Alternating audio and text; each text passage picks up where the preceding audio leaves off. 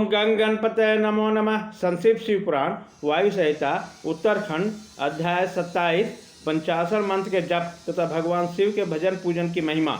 अग्नि काज के लिए कुंड और वेदी आदि के संस्कार, शिवाग्नि की स्थापना और उसके संस्कार, होम, पूर्णाहुति, भस्म के संग्रह एवं रक्षण की विधि तथा हवनांत में किए जाने वाले कृत्य का वर्णन। उपमन्यु कहते हैं, यदुनंदन, कोई बड़ा भारी पाप करके भी भक्ति भाव से पंचाशर मंत्र द्वारा देवेश्वर शिव का पूजन करे तो भी वह पाप से मुक्त हो जाता है। जो भक्ति भाव से पंचाशर मंत्र के द्वारा एक ही बार शिव का पूजन कर लेता है वह भी शिव मंत्र के गौरव बस को शिव धाम को चला जाता है। जो मूढ़ मानव जन्म पाकर भगवान शिव की अर्चना नहीं करता उसका यह जन्म निष्फल है, क्योंकि वो मोक्ष का साधक नहीं होता। जो दुर्लभ मानव जन्म पाकर पिनाक पानी महादेव जी की आराधना करता है उसी का जन्म सफल है। वहीं कृतार्थ एवं श्रेष्ठ मनुष्य जो भगवान शिव की भक्ति में तत्पर रहते हैं, जिनका चित्त भगवान शिव के समान परिणत होता है तथा जो सदा ही भगवान शिव के चिंतन में लगे रहते हैं, वह कभी दुख के भागी नहीं होते। मनोहर भवन, हाव भाव, विलास से विभुन तरुण स्त्रियाँ और जिसमें पूर्ण तृप्ति हो जाए, इतना धन, ये सब भगवान शिव के आराध्य का फल है। जो देवलोक में महान भोग्य और राज्य चाहते हैं वे सदा भगवान शिव के चरण बिंदुओं का चिंतन करते हैं।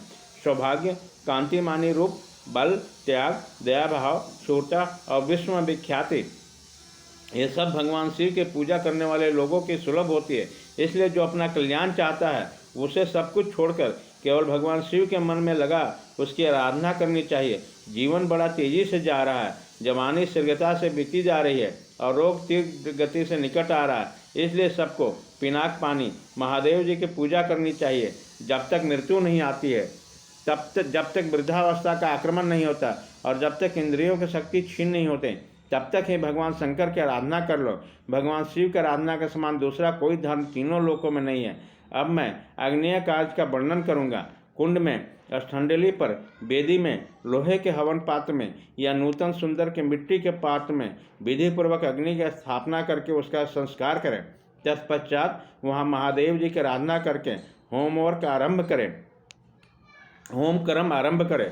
कुंड 2 या 1 हाथ लंबा चौड़ा होना चाहिए। वेदी को गोल या चौकोर बनाना चाहिए, साथ ही मंडल भी बनाना आवश्यक है। कुंड विस्तृत और गहरा होना चाहिए। उसके मध्य भाग में अष्टदल कमल अंकित करें। वो 2 या 4 अंगुल ऊंचा हो। कुंड के भीतर 2 मीटर की ऊंचाई पर नाभि की स्थिति बताई गई है। मध्यमा उंगली के मध्य और उत्तम प्रवरों के बराबर मध्य या कटी भाग जाना चाहिए। साधु पुरुष 24 अंगुल के बराबर 1 हाथ का परिमाण बताते हैं। कुंड के 3, 2 और 1 मेखला होना चाहिए। इन मेखलाओं के इस तरह निर्माण करें जिसमें कुंड की शोभा बढ़े। सुंदर और चिकनी योनि बनाएं जिसकी आकृति पीपल के पत्ते की भांति अथवा हाथी के अधरोष्ट समान हो। कुंड के दक्षिण या पश्चिम भाग में मेखला के बीचों बीच सुंदर योनि का निर्माण करना चाहिए। जो मेखला से नीची हो उसका अग्रमान कुंड की ओर हो तथा मेखला को कुछ छोड़कर बनाई गई हो। वेदी के लिए ऊंचाई का कोई नियम नहीं है, वह मिट्टी या बालू होनी चाहिए। गाय के गोबर या जल से मंडल बनाना चाहिए। पात्र का परिमाण नहीं बताया गया है। कुंड और मिट्टी की वेदी को गोबर और जल से लीपना चाहिए। पात्र को धोकर तपाए हुए तथा अन्य वस्तुओं को जल से प्रोक्षण करें। अपने गुह्य सूत्र में बताए हुए विधि के अनुसार कुंड में और वेदी पर लेकर रेखा करें। रेखाओं पर से मूर्ति को लेकर ईशान कोण में फेंक दें। फिर अग्नि के उस आसन का कुशों का तथा पुष्पों द्वारा जल से प्रोक्षण करें। तत्पश्चात पूजन और हवन के लिए सब प्रकार के द्रव्यों का संग्रह करें। धोने योग्य वस्तुओं को धोकर प्रोक्षणी के जल से उसका प्रोक्षण करके उन्हें शुद्ध करें। इसके बाद सूर्यकांत मणि से प्रकट काश से उत्पन्न श्री क्षत्रिय की अग्निशाला से संचित अथवा किसी उत्तम अग्नि को आधार सहित ले जाए। उस कुंड अथवा वेदी के ऊपर 3 बार प्रदक्षिण क्रम में घुमाकर अग्नि बीज रंग का उच्चारण करके उस अग्नि को उक्त कुंड या वेदी के आसन पर स्थापित कर दें। कुंड में स्थापित करना हो तो योनि मार्ग से अग्नि का दान करें। फिर वेदी पर अपने सामने की अग्नि की स्थापना करें। योनि प्रदेश के पास स्थित विद्वान पुरुष समस्त कुंड को अग्नि से संयुक्त करें। साथ ही यह भावना करें कि अपनी नाभि के भीतर जो अग्निदेव विराजमान हैं वे ही नाभि रंध्र से चिंगारी के रूप में निकलकर अग्नि में मंडलाकार होकर लीन हुए हैं। अग्नि पर समिधा रखते हुए घी के संस्कार पर्यंत सारा काज मंत्रक पुरुष अपने गुह सूत्र में बताए हुए क्रम से मूल मंत्र द्वारा संपन्न करें। तदनंतर शिव मूर्ति की पूजा करके दक्षिण पार्श्व में मंत्र न्यास करें और घृत में धेनु मुद्रा का प्रदर्शन करें। सुरतुक और स्तुत्रा ये दोनों धातु के बने हुए हों तो ग्रहण करने योग्य हैं, परंतु कांसी, लोहे और शीशे के बने हुए स्नुक्य और स्नुक्वा को नहीं ग्रहण करना चाहिए। अथवा यज्ञ संबंधी काष्ठ के बने हुए सुख, सुबह, गाह्य, स्मृति या शिवाशास्त्र में जो विहित हैं वह भी गाम्य हैं। अथवा ब्रह्म वृक्ष, पलाश या गुल्लर आदि के छिद्र रहित बिचले 2 पत्ते लेकर उसके कुछ से पोछे और अग्नि में तपाकर फिर उसका प्रोक्षण करें। उन्हीं पत्तों को शुभ और शुभा के रूप में दे उनका घी उठाए और गोप सूत्र में बताए हुए क्रम से शिव सहित 8 बीजाक्षरों द्वारा अग्नि में आहुति दे। इसमें अग्नि का संस्कार संपन्न होता है। वे बीज इस प्रकार है: भ्रुम, स्तुम्भ, ब्रुम, श्रुम, पुंग, डुंग, दुंग। ये 7 हैं। इसमें शिव बीज ओम को सम्मिलित कर लेने से 8 बीजाक्षर होते हैं। उपयुक्त 7 बीज क्रमशः अग्नि के 7 जिह्वाओं के हैं। उनकी मध्यमा जिह्वा का नाम बहुरूपा है। उनकी 3 शिखाएं हैं। उनकी एक शिखा दक्षिण में और दूसरी वाम दिशा अर्थात उत्तर में प्रज्वलित होती है और बीच वाली शिखा बीच में ही प्रकाशित होती है। ईशान कोण में जो जिह्वा है उसका नाम हिरण्या है। पूर्व दिशा में विद्यमान जिह्वा कनक के नाम से प्रसिद्ध है। अग्नि कोण में रक्ता, नेतृत्व कोण में कृष्णा और वायव्य कोण में सुप्रभा नाम की जिह्वा प्रकाशित होती है। इसके अतिरिक्त पश्चिम में जो जिह्वा प्रज्वलित होती है उसका नाम मरुत है। इन सबकी प्रभा अपने अपने नाम के अनुरूप है। अपने अपने बीज के अनंतर क्रमशः इनका नाम लेना चाहिए और नाम के अंत में स्वाहा का प्रयोग करना चाहिए। इस तरह जो जिहा मंत्र बनते हैं उसके द्वारा क्रमशः प्रत्येक जिहा के लिए एक एक घी की आहुति दे, परंतु मध्यमा के 3 जिह्वा के लिए 3 आहुति दे। कुंड के मध्य भाग में रे वहने स्वाहा बोलकर 3 आहुतियाँ दे। ये आहुतियाँ घी अथवा समिधा से देनी चाहिए। आहुति देने के पश्चात अग्नि में जल का सेचन करें। ऐसा करने पर वह अग्नि भगवान शिव की हो जाती है। फिर उससे शिव के आसन का चिंतन करें और वहाँ अर्धनारीश्वर भगवान शिव का आवाहन करके पूजन करें। पाद्य अर्ध आदि से लेकर दीप ध्यान पर्यंत पूजन करके अग्नि के जल से प्रोक्षण करें। तत्पश्चात समिधाओं की आहुति दें। ये समिधाएँ पलाश की या गुल्लर की आदि दूसरे अज्ञ वृक्ष होनी चाहिए। उसकी लंबाई 12 अंगुल की हो। समिधाएँ टेढ़ी न हो, सर्वथा सूखी हुई भी न हो, उसके छिलके न उतरें तथा उनमें किसी प्रकार की चोट नहीं हो। सब समिधाएँ एक सी होनी चाहिए। 10 अंगुल लंबी समिधाएँ भी हवन के लिए विहित हैं। उसकी मोटाई कनिष्ठिका की अंगुली के समान होनी चाहिए अथवा प्रदेश मात्र अंगूठी से लेकर तर्जनी पर्यंत लंबी समिधाएँ उपयोग में लानी चाहिए। यदि उपयुक्त समिधाएँ न मिले तो जो मिल सके उस सबका ही हवन करना चाहिए।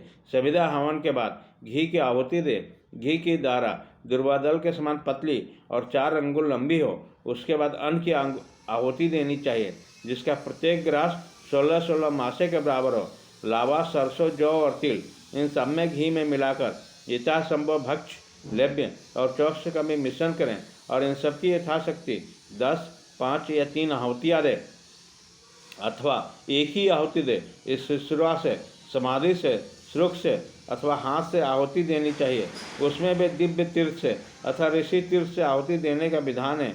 यदि उपयुक्त सभी द्रव्य न मिले तो किसी एक ही द्रव्य से श्रद्धापूर्वक आहुति देने चाहिए। प्रायश्चित के लिए मंत्र से अभिष्टित करके 3 आहुतियाँ दें। फिर होमावशिष्ट घृत से स्नुक को भरकर उसके अग्रभाग में फूल रखकर उसे दर्भ सहित अधोमुख में शुरुआत से ढक दे। इसके बाद खड़ा हो उसे अंजलि में लेकर ओम नमः शिवाय 64 का उच्चारण करके जौ का तुल्य घी का धारा की आहुति दे।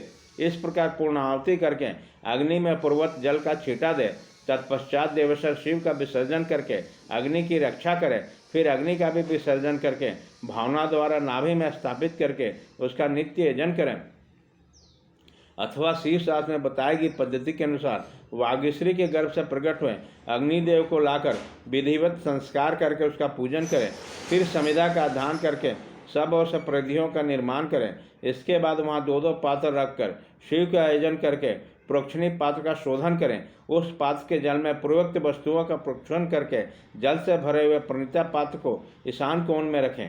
घी के संस्कार तक का सारा कार्य करके स्तुत्रवा का संशोधन करें। तदंतर पिता शिव द्वारा माता वागीश्री का गर्भाधान, पुंसवन और सिमंतनयन संस्कार करके प्रत्येक संस्कार के निमित्त पृथक पृथक आहुति दे और गर्भ से अग्नि के उत्पन्न होने की भावना करें। उनके 3 पैर, 7 हाथ, 4 सिर और 2 मस्तक हैं। मधु के समान पिंगल वर्ण वाले 3 नेत्र हैं। सिर पर जटाजूट और चंद्रमा का मुकुट है। उनकी अग कांति लाल है। लाल रंग के ही वस्त्र, चंदन, माला और आभूषण उसकी शोभा बढ़ाते हैं। सब लक्षणों से युक्त, जगोपवित धारी तथा त्रिकोण मेखला से युक्त है। उसके दाएं हाथ में शक्ति है, स्नुक और स्नवा है और बाएं हाथ में तोमर, हाथों में पंखा और घी से भरा हुआ पात्र है। इन आकृतियों में उत्पन्न हुए अग्निदेव का ध्यान करके उन जात कर्म संस्कार करें। तत्पश्चात नाला छेदन करके सूतक की शुद्धि करें। फिर आहुति देकर उस शिवा संबंधी अग्नि का रुचि का नाम रखें। इसके बाद माता पिता का विसर्जन करके चूड़ाकरण और उपनयन आदि से लेकर आत्मयाम पर्यंत संस्कार करें।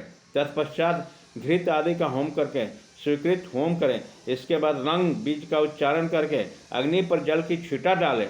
फिर ब्रह्मा, विष्णु, शिव, ईश, लोकेश्वर गण और उसके अस्त्रों का सब ओर से क्रमशः पूजन करके धूप दीप आदि के सिद्धि के लिए अग्नि को अलग निकालकर कर्म विद्धि का ज्ञाता पुरुष पुनः घृत युक्त पूर्वोक्त होम द्रव्य के तैयार करके अग्नि में आसन की कल्पना भावना करें और उस पर पूर्वोक्त महादेव और महादेवी का आह्वान पूजन करके पूर्णाहुति पर्यंत सब कार्य संपन्न करें। अथवा अपने आश्रम के लिए शास्त्र विहित अग्निहोत्र कर्म करके उस भगवान शिव को समर्पित करें। शिवाश्री पुरुष इस बात को समझकर होम कर्म करें। इसके लिए दूसरी कोई विधि नहीं है। शिवाग्नि का भस्म संग्रहणीय है। अग्निहोत्र कर्म का भस्म भी संग्रह करने योग्य है। वैवाहिक अग्नि का भस्म भी जो परिपक्व, पवित्र और सुगंधित हो, संग्रह करना चाहिए। कपिला गाय का वह गोबर जो गिरते समय आकाश में ही दोनों हाथों पर रोक लिया गया हो, उत्तम माना गया है। वह अधिक गीला या अधिक कड़ा ना हो, दुर्गंध युक्त और सूखा हुआ ना हो तो अच्छा माना गया। यदि पृथ्वी पर गिर गया तो उसके ऊपर और नीचे का भाग का त्याग कर बीच का भाग ले। उस गोबर का पिंड बनाकर उसे शिवाग्नि आदि के मूल मंत्र के उच्चारण पूर्वक छोड़ दे। जब वो पक जाए तब उसे निकाल ले। जिसमें जितना अधिक पका हो उसको और जो भाग अधिक पक गया हो उसको वे त्याग कर श्वेत भस्म ले और उसे घोट कर चूर्ण बना दे। उसके बाद उसे भस्म रखने का पात्र में रखने। भस्म पात्र धातु का, लकड़ी का, मिट्टी का, पत्थर का अथवा किसी वस्तु का बनवा लें। वह देखने में सुंदर होना चाहिए। उसमें रखे हुए भस्म को धन की बात के शुभ शुद्ध समतल स्थान पर रखें। किसी अयोग्य या अपवित्र हाथ में भस्म न दें। नीचे अपवित्र स्थान में भी न डालें। नीच के अंगों से उसका स्पर्श न करें। भस्मों की न तो उपेक्षा करें न उसे लागें। शास्त्रोक्त समय पर उस पात्र से भस्म लेकर मंत्रोच्चारण पूर्वक अपने ललाट आदि में लगाएं। दूसरे समय में उपयोग न करें और न अयोग्य व्यक्तियों के हाथों में दें। भगवान शिव का विसर्जन न हुआ हो तभी भस्म संग्रह कर लें, क्योंकि विसर्जन के बाद उसमें चंड का अधिकार हो जाता है। जब अग्नि का संपन्न कर लिया हो तब शिव शाक्त मार्ग से अतः गुह सूत्र में बताए हुए विधि से बाली क्रम कर ले।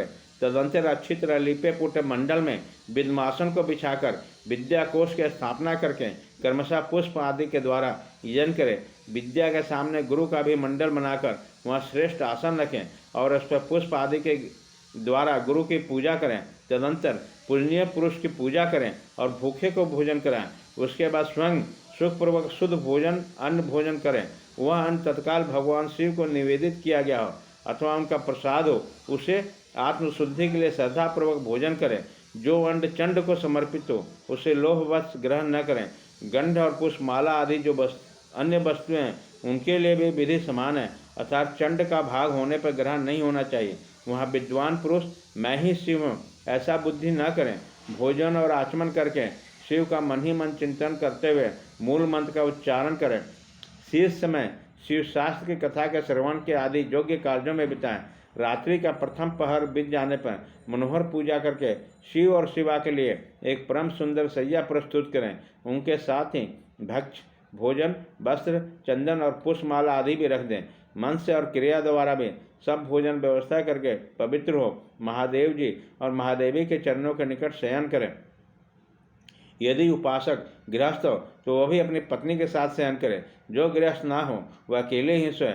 उषा काल आया जान मनी मन पार्वती देवी तथा पार्षदों सहित अविनाशी भगवान शिव को प्रणाम करके देश कालोचित कार्य तथा शौच आदि कृत्य पूर्ण करें।